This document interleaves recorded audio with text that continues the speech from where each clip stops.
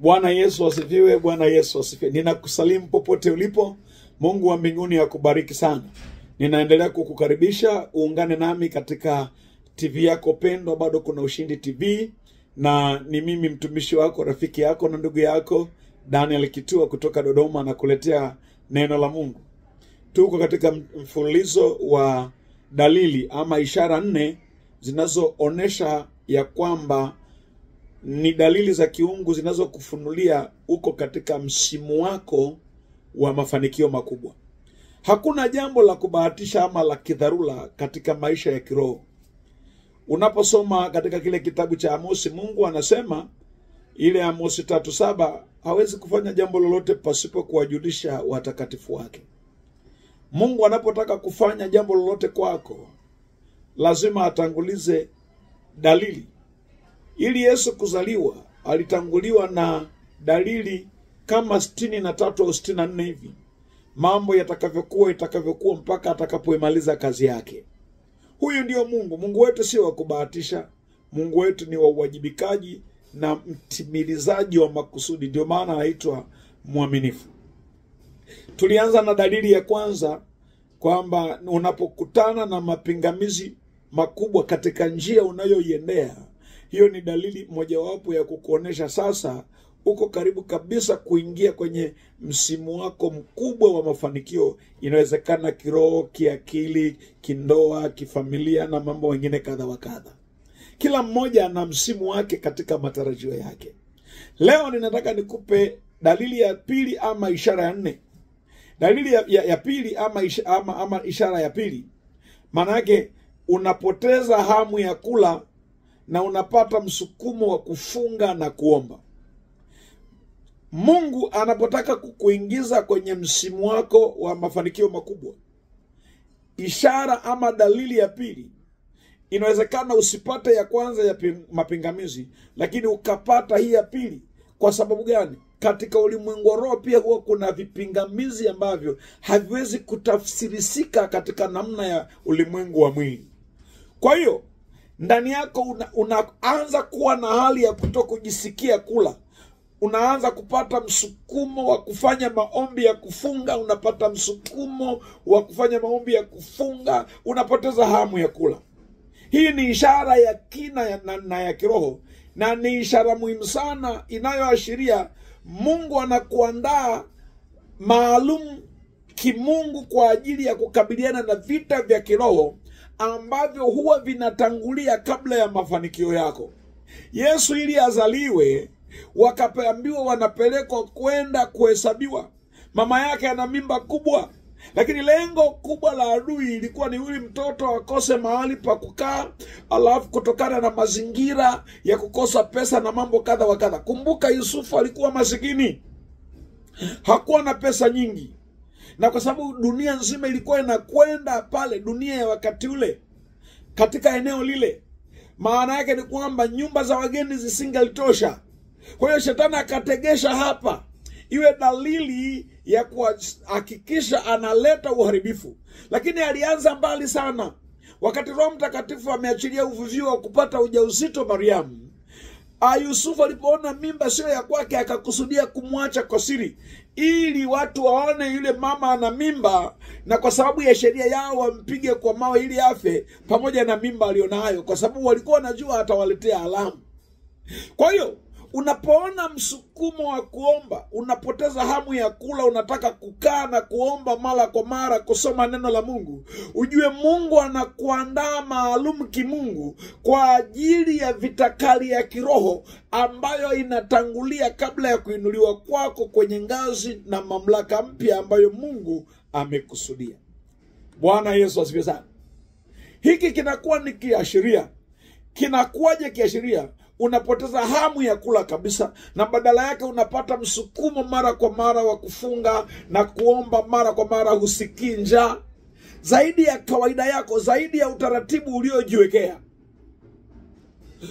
na zaidi unaanza kusikia njaa ya neno la Mungu, njaa ya maombi ya mara kwa mara.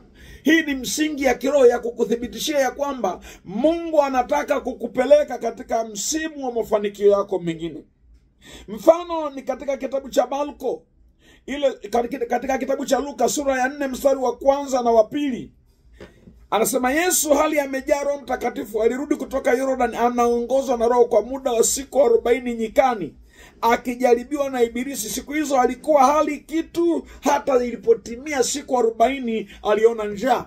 Unaona kwamba huu msukumo unakuwa na wewe mpaka unapofika karibia kabisa, ama unaona ulichokitarajia, ndipo unahisi njaa, kwa maana tayari Mungu amekwisha kuiangusha ile vita ambayo ilisimama kama kikwazo na kipingamizi cha kukupeleka kwenye msimu wa mafanikio yako.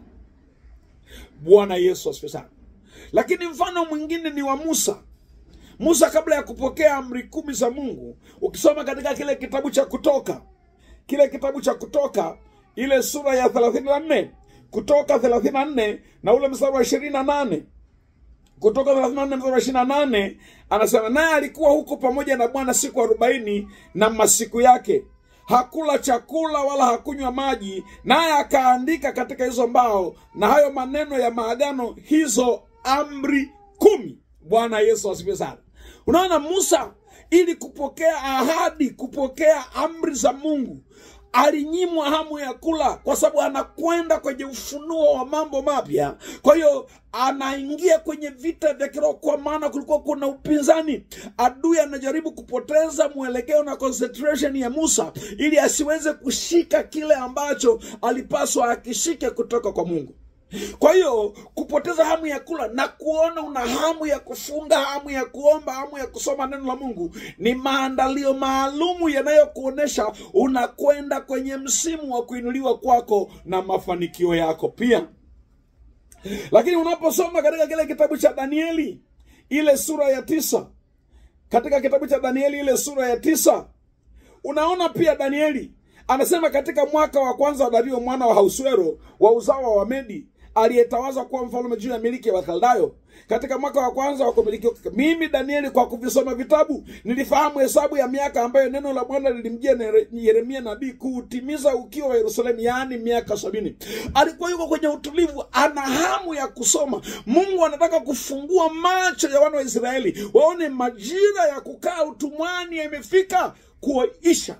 Na watu wengi hawajui hii, wanafikiri ni kitu cha kawaida tu. Mungu anapoleta kiu fulani katika maisha yako, maana yake anakuandaa kwa ajili ya msimu mpya. Unahitaji msimu mpya ili kuinuliwa kwako. Unahitaji mambo mapya. Kwa hiyo kupoteza hamu ya chakula na kuongezeka kwa njaa ya kiroho ni ishara ya Mungu kwamba anakutenga na kukuandaa kwa ajili ya kiwango kipya cha mamlaka na kiwango kipya cha uhusiano wako na yeye. Na hii inakuwa sio tu kimwili, bali ni mwito thabiti wa kiroho ambao unakuingiza kwenye kujiandaa na unakuweka kuwa na nguvu ya kukabiliana na majaribu makali ya kuinuliwa kwako. Hakikisha unapokuwa katika kipindi hicho, hebu tii hiyo hali ya kimungu iliyokujia. Omba kwa bidii, jifundishe neno la Mungu, soma neno la Mungu kwa bidii. Ujue kwamba hii ni fursa Mungu ameiandaa. Ni fursa ya dhahabu ya kujenga nguvu ya kiroho kwa ajili ya yale yajayo, huku ukijua ya kwamba yajayo yanafurahisha. Bwana Yesu asifiwe sana. Haleluya. Na faida zake ni nini? Utakapotii kile ambacho kimetokea, kinaimarisha uhusiano wako wa Mungu wa ndani zaidi, na uwezo wako wa kiroho unaongezeka, na uelewa wako wa hekima ya kimungu unaongezeka, na unaanza kupata mafafanuzi ya kipekee ambayo pale awali hukuyaona na unaanza kuyaona sasa. Na kusudi lake hiyo, maana yake unajisafisha kiroho na kimwili, na unaanza kujiandaa kwa majaribu makali ya huduma kubwa zaidi. Kumbuka, kila unachokipata kina mitihani yake. Sikiliza, huwezi kuushangaza ulimwengu kama hujajishangaza mwenyewe. Ukitaka kuvunja rekodi, maana yake unatakiwa ufanye zaidi ya jinsi walivyofanya wengine wakapata hiyo rekodi. Katika hatua hiyo ndipo watu wengi wanapopata maelekezo ya kina ya nini wanapaswa wafanye, nini waache, wapi waende na wapi wasiende. Ukitekeleza hayo, tarajio lako kubwa ni kuona nguvu mpya ya ajabu ya kiroho. Unaanza kuona ufafanuzi wa kamili wa njia yako. Unaanza kuona kwa wazi dhahiri wapi unaenda na nini kitakuwa, na unaanza kutengeneza msuli wa kukabiliana na changamoto zinazokuja. Bwana Yesu atusaidie sana. Sasa nifanyeje? Manake ni lazima ujifundishe kutoa matamko, ujifundishe kukiri, lakini pia unatakiwa mwenyewe ujitabirie. Bwana Yesu asifiwe sana. Kwa mfano, unaweza kusema, ninatangaza kwa mamlaka ya Roho Mtakatifu kwamba msukumo huu wa kufunga na kuomba ni zawadi kuu ya kimungu inayonitayarisha kwa kiwango kipya kabisa. Ninatayarishwa kwa kiwango kipya kabisa cha mafanikio na mamlaka. Ninaitikia wito huu kwa utii kamili na moyo wa utayari, nikijua kwamba nguvu zisizo za kikomo za Mungu zinanijaza sasa hivi kwa jina la Yesu. Unaingia kwenye kukiri. Unasema, nakiri kwamba roho yangu ina kiu isiyoshindika zaidi ya mwili wangu. Ninafunga na kuomba kwa bidii isiyokoma. Ninapokea nguvu mpya na ufunuo mkuu kutoka kwa Mungu. Unajitangaza, mimi ni chombo kilichoandaliwa kikamilifu kwa ajili ya matumizi ya Mungu pekee. Unajitabiria. Unasema, ninaona mwenyewe nikikua kiroho kwa kasi ya ajabu isiyo ya kifani. Ninaona ufafanuzi wangu wa kimungu na mwelekeo wangu sahihi ukinijia katika kila eneo la maisha yangu. Ninaona nguvu za adui zikishindwa na kuzibwa kabisa kupitia maisha yangu ya maombi. Unaendelea kushandarize pale unaomba, huku ukiendelea kufanya niliyokuelekeza. Mtumishi wa Mungu, utashangaa mambo yanakuja, yanafunguka pap, na hakuna wa kuyazuia. Mungu akubariki sana kwa kunifuatilia katika hii dalili ama alama ya pili ya kukuonyesha ni wakati wako wa kuingia kwenye msimu wa mafanikio yako. Basi hatua ya kwanza ni kumwamini Kristo kama Bwana na Mwokozi wa maisha yako. Sema, Bwana Yesu, ninakushukuru. Ninaamini ya kwamba wewe ni Mungu. Nisaidie kutafakari na kuamini maneno yako. Nisamehe dhambi, nisamehe makosa, nisamehe maovu, nisamehe machukizo na madhaifu niliyo nayo. Nimeokoka na ninaamini mimi niko huru kwa jina la Yesu Kristo wa Nazareti. Sasa ngoja tuombe.